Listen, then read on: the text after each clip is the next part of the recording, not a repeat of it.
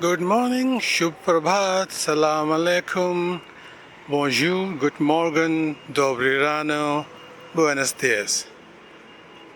And I think that exhausts my knowledge of languages in which I can say good morning.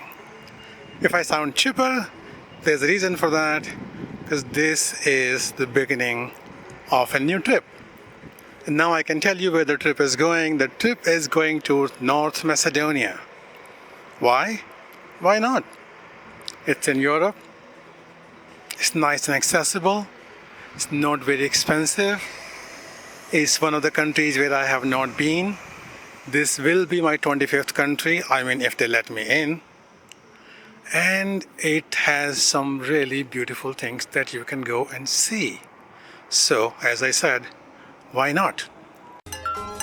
My name is Sunny and I wanted to create a podcast that would be like a campfire where you tell stories, share life experiences, sing songs, tell jokes, and come home with great vibes. That's why I created Campfire Corner. Welcome to Campfire Corner with Sunny.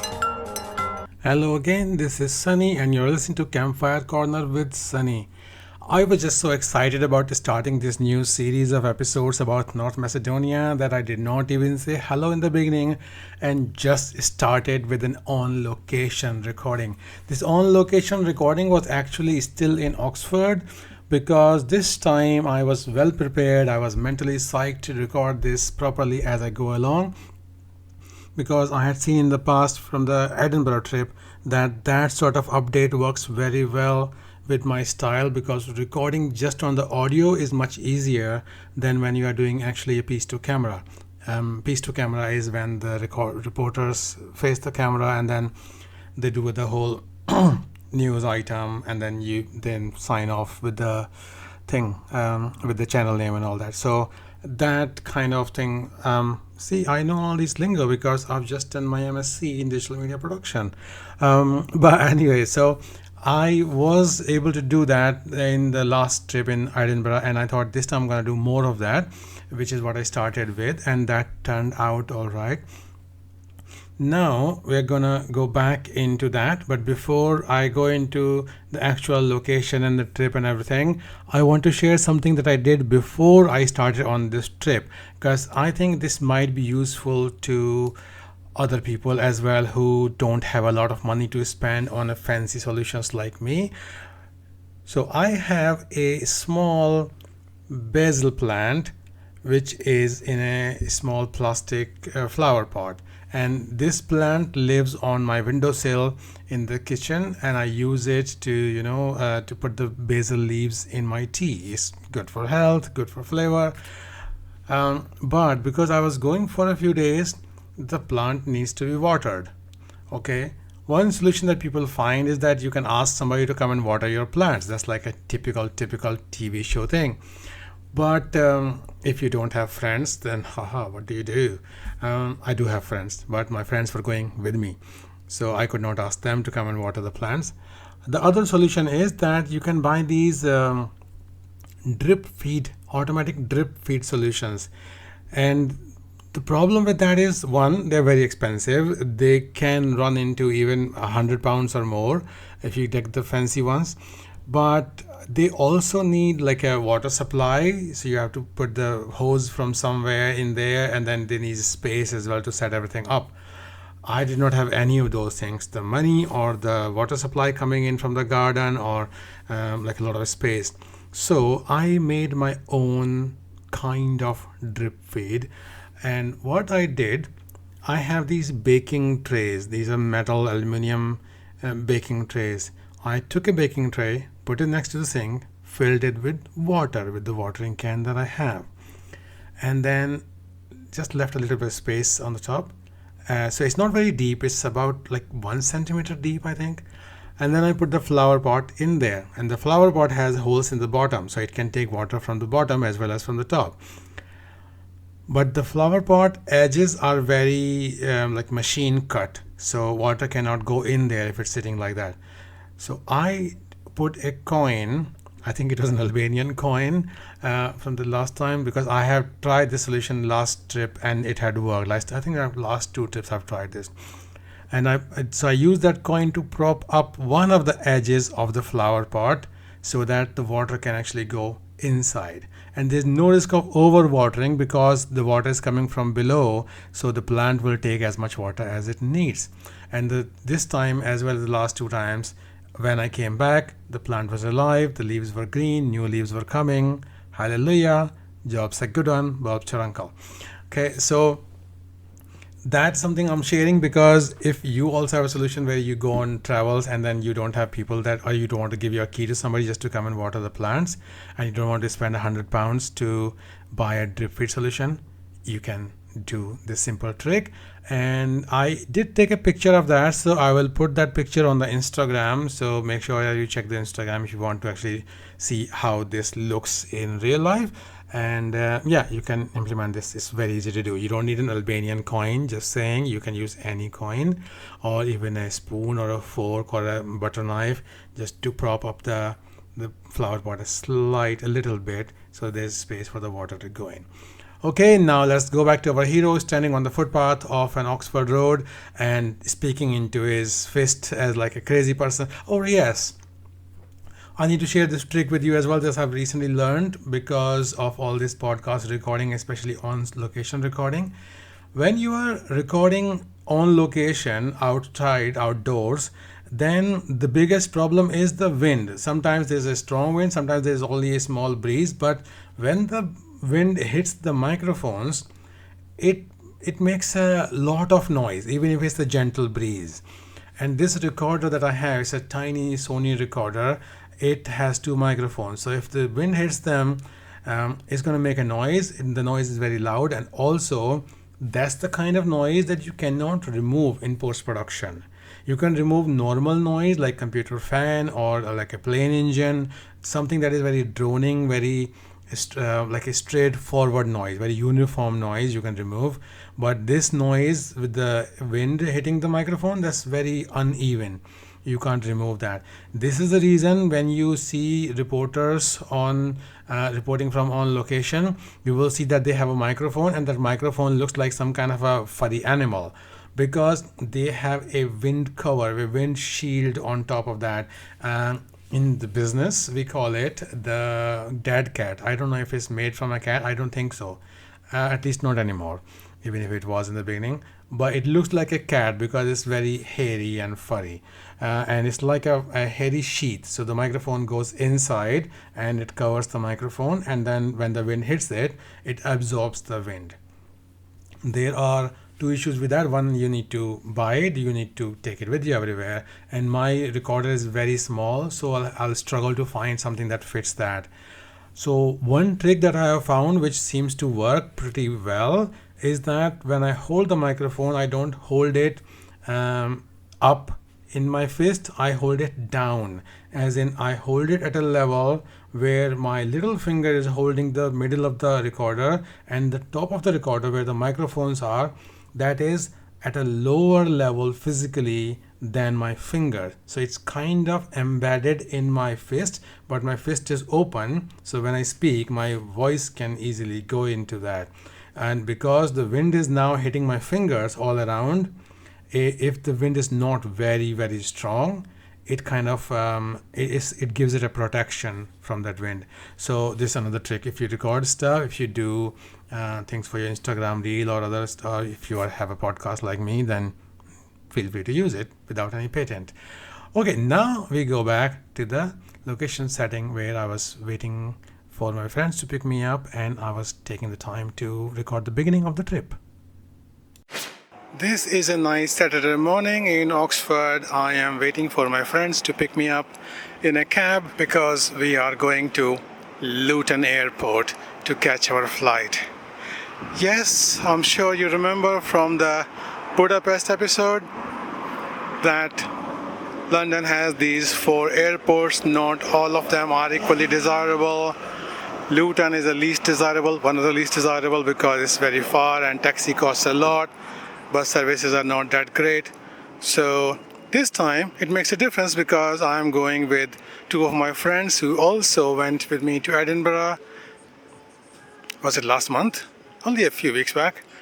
And because of that, the taxi option is a little bit more affordable because we can share the taxi expense.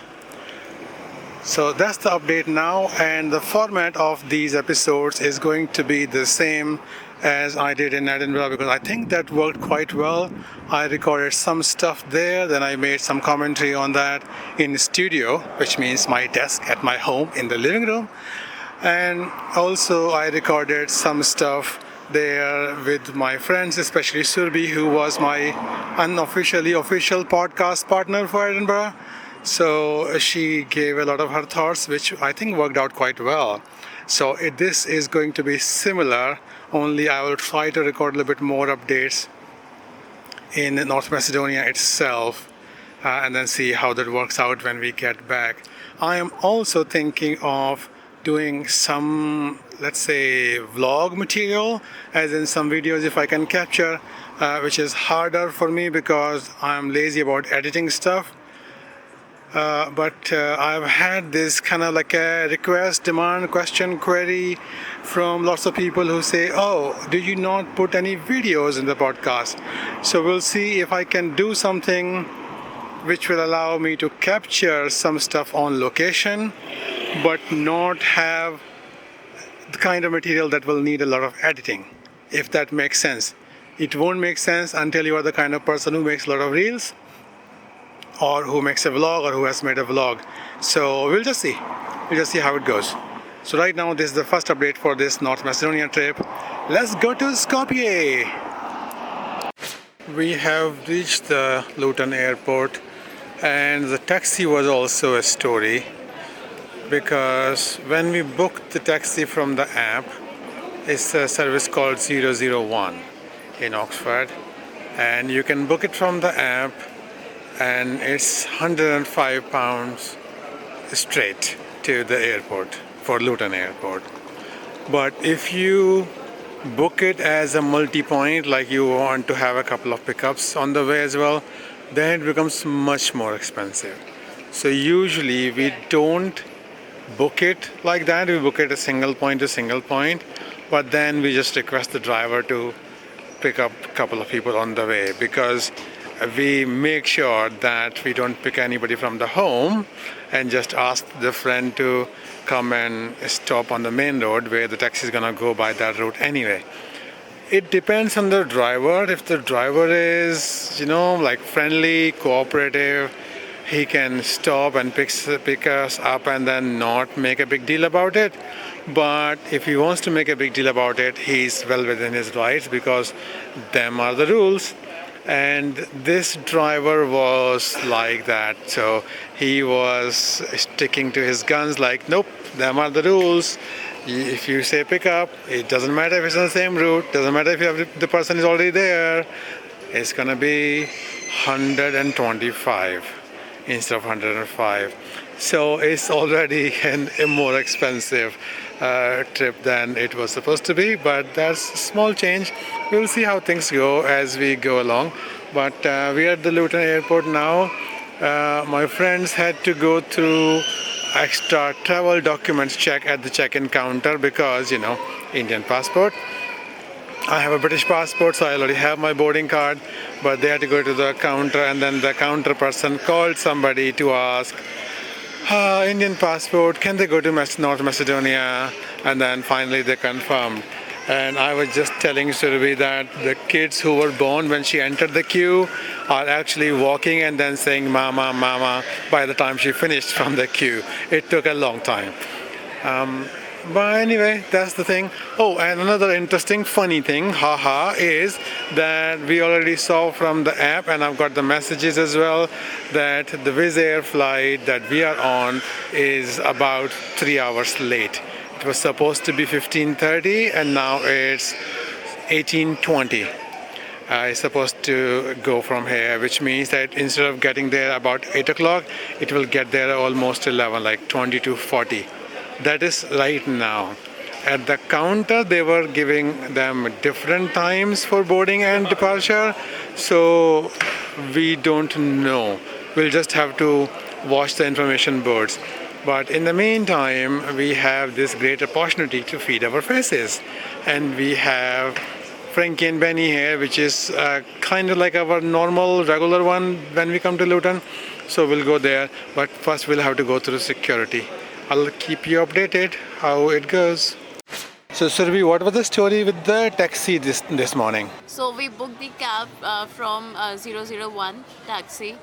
No, we were like three people, and like we all were getting up like from different destinations. So my friend Sonia booked only the single destination, and there were like more two pickups, but it was not showing any options. So we talked to the driver, and he said that he will charge us extra £20 for two pickups. So in the past, like also we did the same thing, but the driver didn't charge us anything.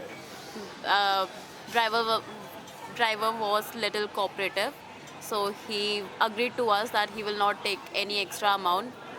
But this driver was like all by the rules, so he charged us extra. So that's Extra it. £20. Extra Yeah. £20. Yeah. Yeah. Okay.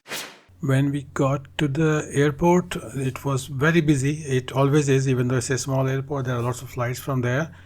And we had one thing to do, which was that my friends had to get their boarding pass from the check-in counter.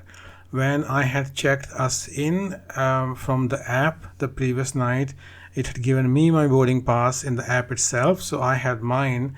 But because they have Indian passport, so I reminded them, yeah, they had to go to the check-in counter and then show their BRP, the UK visa and everything, to get the boarding pass. So once we did that, then the second thing is always where to find food, because we always get to the airport as early as possible, even like 3 hours before the flight, so that we have time to have some food and relax rather than just rush all the way through. And I think that unless you are an entrepreneur or you are making money by the second, I don't think your time is so important that you want to take on more stress.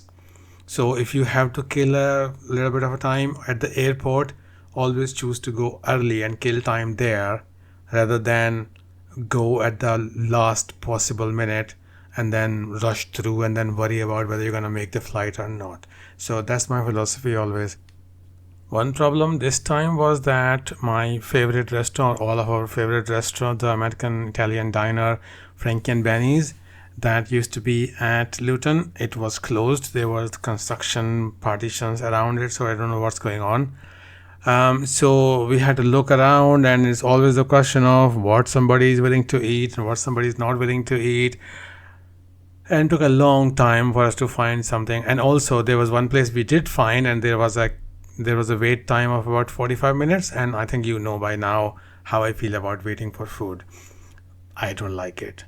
And we've looked around more, and we found this place called Nolito. It was an Italian place, and they had some nice vegetarian options like veggie breakfast and all that. So we went in there. And they also had power plugs, so we could charge our phone from electric sockets. It was, yeah, that way it was good. We had food. I chose the veggie breakfast, which was alright. Not the best I've had, but not too bad. I'm pretty full now. The coffee was not so good, too strong, and I forgot to order decaf, so I tasted it and then left it. But otherwise was okay. We spent some time there. We sat and played a game of Ludo on their table. Their service was not really good. You had to actually struggle to find somebody to pay attention to you. But on the other hand, when we were playing Ludo, they did not interrupt us. So yeah, there you go. But now we still have a lot of time left, because our flight, which was supposed to go at 15:30, is now scheduled for 18:35. And right now it's only about 16:59, so 5 o'clock, which means we have another hour to kill. The airport is pretty busy, but I think we can find some place to sit somewhere But once we decide that we want to sit, we're still trying to decide what to do. If this were up to me, I would just sit in a corner and read. But I'm not flying solo this time, so it will be a democratic majority decision, which is one of the things you have to contend with when you fly with friends or when you travel with friends.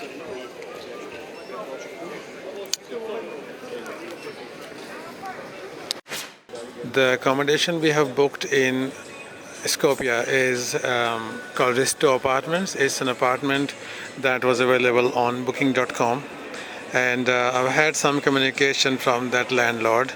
I don't know whether it's male or female, but they have messaged before to ask what time we would be arriving, and then they said that they will be waiting there when we arrive. So I gave them our departure time, arrival time in Skopje, and kind of took an hour for just for getting out, immigration, baggage reclaim, and all of that. And then when we got to the airport today, I saw that our flight was delayed. So I messaged them again that our flight is now delayed and is expected to arrive about 20 to 40. And their response is like almost instant. Within a few minutes, I get a response. And they gave me a reference that if you want to arrange a taxi from the airport, call this person, and you have to call a few days beforehand. I said, if you need to call a few days beforehand, then why are they telling me now? But anyway, so they gave me an option to either message them by WhatsApp or Viber. Viber is a messaging app as well. And since I don't like WhatsApp and I don't have it on my phone, I installed Viber, which I've used before, and then messaged them. Messaging because they are in North Macedonia, so you can't actually easily call them. I could, but they didn't have a way of knowing that. So I messaged this person, Robert, and then again I got a very quick response within a few minutes to say hi and then give me a moment. And then they replied back in a few minutes saying, yes, I have a car available. What time are you arriving? What's your flight number? And then they told me the price is 20 euros. The landlord had already told me that it was 20 euros. I have looked online to see what the taxi prices generally are in Skopje.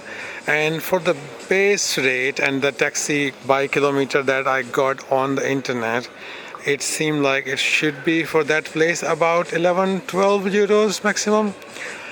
But that is city. Airport taxis would generally be very expensive. So I thought, I talked to my friends and we agreed that it seems like a good bet to get this driver, this taxi service that the landlord is recommending. Also because it will be more trusted because we're going through somebody and not just going randomly. Somebody that we have seen on the road or anything like that. And then also the landlord said that if Robert is supplying the taxi, then the landlord will give the keys to the apartment to the driver, to the taxi driver, and then we can just get the taxi from there, get in the apartment, and perhaps our uncle. So that's what we have done. The communication so far has been really good. And this is something I want to share with you. When I talked to the landlord on the messaging and said, okay, yes, confirm that Robert is sending somebody. Robert actually said, yes, I confirm your reservation. The driver will be there with your name sign at the airport. 1 second.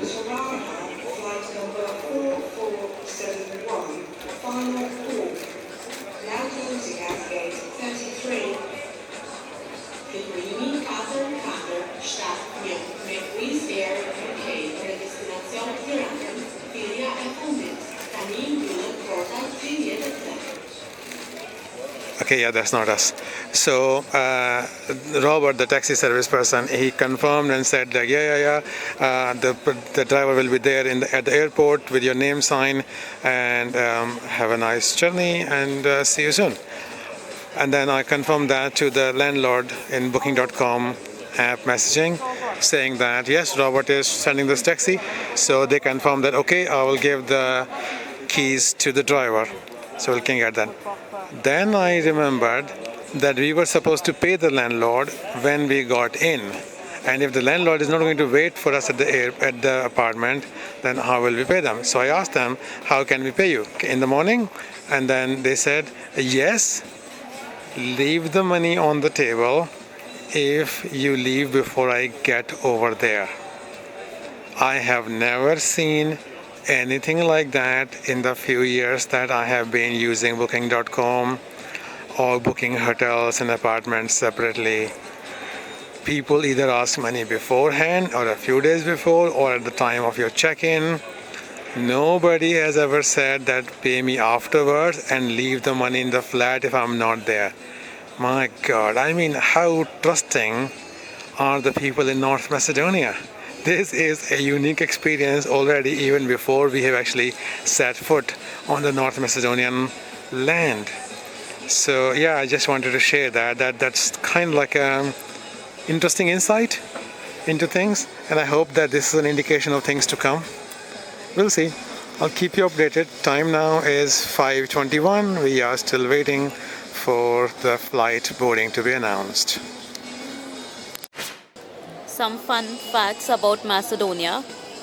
So it is like the first country in the world to have like full access to wireless broadband. Like the whole city is like, oh my God, I didn't even. I know that, yeah. No, I didn't know that. Okay. And also it is like home to one of the like world oldest observatories. All right. Yeah. Okay.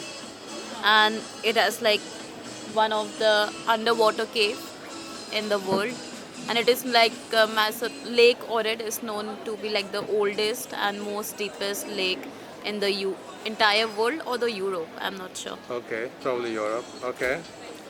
No, it is like the oldest lake in the whole world. Really? Yeah. Wow. Cool. And also, there is a fun fact that Macedonia is not called Macedonia. It used to be called It Macedonia. used to be, yeah. But Greece has northern territories which are called Macedonia. So there was a whole dispute for a long time, and then finally, I think about a year or so ago, they signed a treaty to name the country North Macedonia. Yeah, and the people didn't accept it, but anyway, they were like so stubborn that they kept the name Macedonia. Right? All right, yeah. Interesting. So, I read one of the fact, but I'm not sure if it is definitely true, that Macedonia capital, which is Skopje, is the birthplace of Mother Teresa. Okay.